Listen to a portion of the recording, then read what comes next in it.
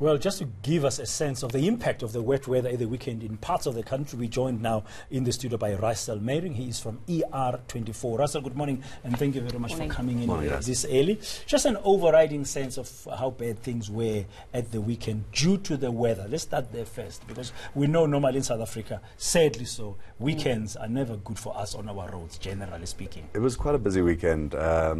The weather played quite a large factor in a lot of these accidents that we saw.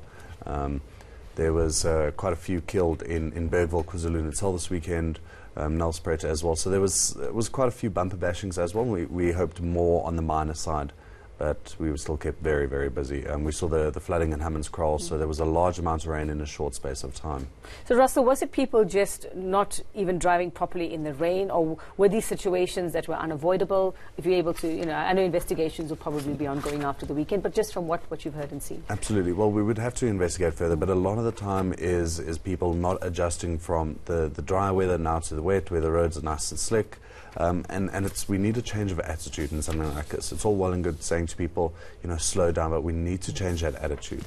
Yeah, just to give us a sense of how bad it must have been, if you've got some numbers, at least in terms of injuries and fatalities in some parts of the country, although I'm sure this morning people are still telling up. And absolutely, we are still telling. As I said, there were 7 killed in one incident in Bergville in KZN this weekend. At Nelspruit, there was 4 killed.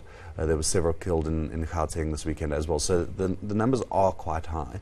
And this, again, we need to urge people to change their mentality when driving in the wet weather. Yeah, we will be chatting later this morning to the Johannesburg emergency, just to localize, because this is where we are situated. But from your understanding, how bad was the situation in Gauteng? You mentioned Hammanskraal, there was flash flooding there.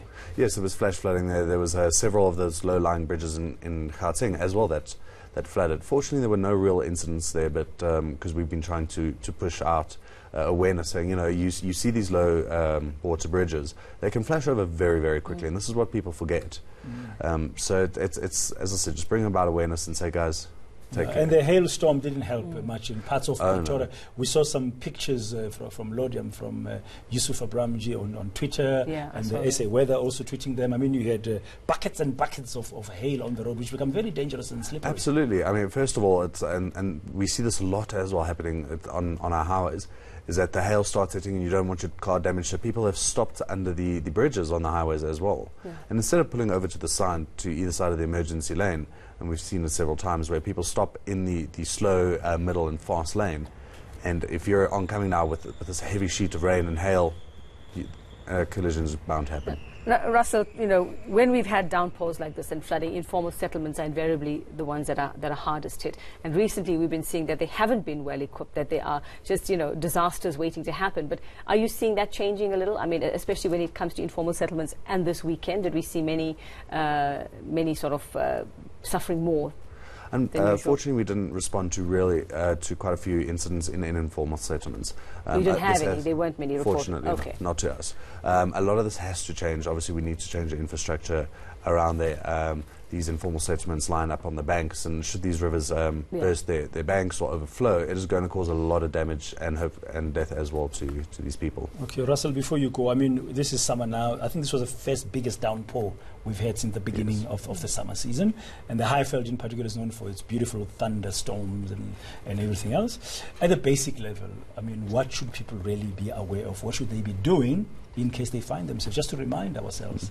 Well, as I said, it's changing your mentality. So yes, you must obey all the rules of the road at all times, but change your mentality and think, okay, I have to travel slower. Obviously, the roads are going to be wet and things like that. And people forget, check your car as well. So yes, you may have the correct mindset, but is your car properly equipped? Are the tyres, the tread on the tyres very well? The suspension, is that looked after?